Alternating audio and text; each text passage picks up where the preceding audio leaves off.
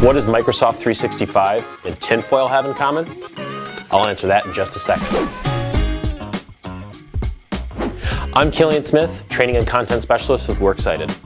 We're so busy with our everyday lives that we often miss tiny details that can actually make our lives way easier.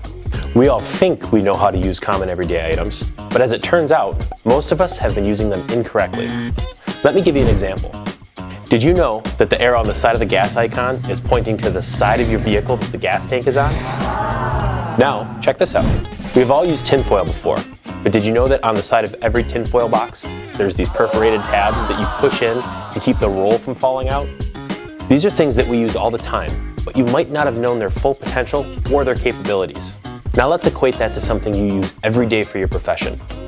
Let's say Microsoft 365. I know, so much potential, so little time. We've got you covered. We offer quick blitz training on programs and applications that you use every day to make your job easier and to make you more productive.